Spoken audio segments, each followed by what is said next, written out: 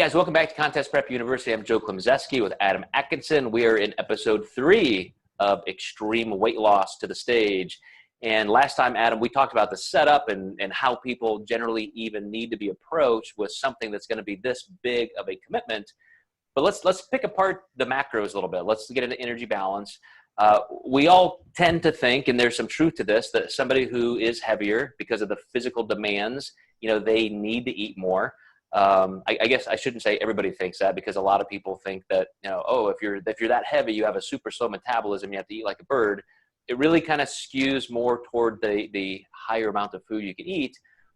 But when you start helping somebody eat healthier, they're getting, quality food, complex food sources, whole food, getting enough protein, they do feel sated. And so sometimes when a coach says, well, because they're this heavy, this much weight, I'm going to start their calories way up here, they may not be able to eat that much in higher quality food. And so do you have any ways of kind of finding that middle ground, or where do you lean toward as a bit of an error mechanism? Yeah, with most of my clients and all of my clients, I kind of look at what I think their body type is. And when we're talking about individuals that are 75 or 100 pounds overweight, it's really hard to determine. But I will typically treat that like an endomorph, just to be cautious. So a lot of times I will try to keep protein lower, and that's where it's tricky. What is their lean body mass actually at? They could have a lot of intramuscular body fat, and that gets tricky.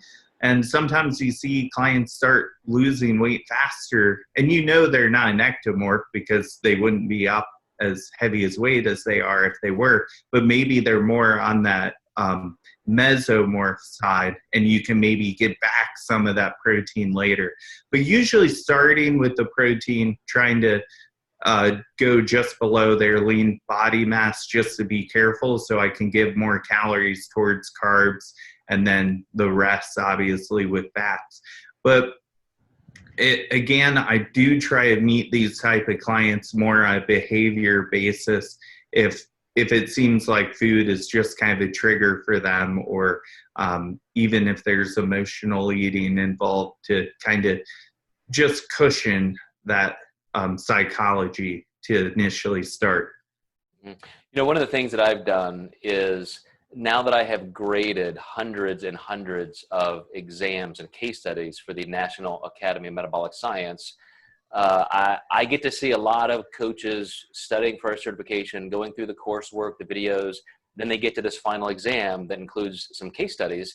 And they could have a case study that's a 155-pound female trying to lose 20 pounds, or a 300-pound guy trying to lose 150 pounds. It doesn't matter. I mean, we put all kinds of things in these case studies to make people really have to look at the demographics.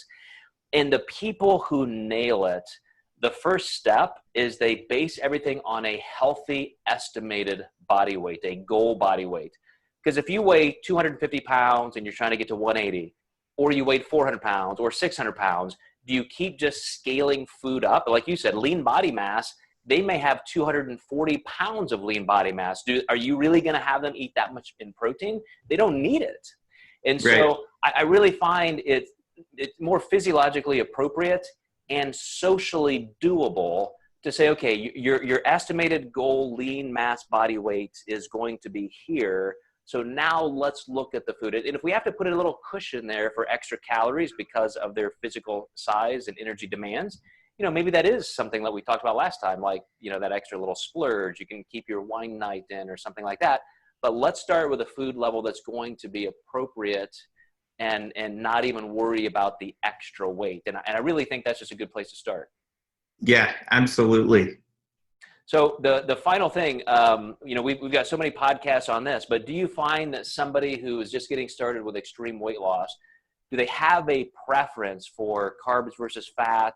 Are they primarily going to be eating, so much processed food or in restaurants? How do you get them to really commit to healthier food? And do you have to make any adjustments for that? Yeah, one thing I've done with a lot of these clients is I'll give them fats on their refeed so they can actually feel like they can get back into the old lifestyle for just a day, but it's more controlled.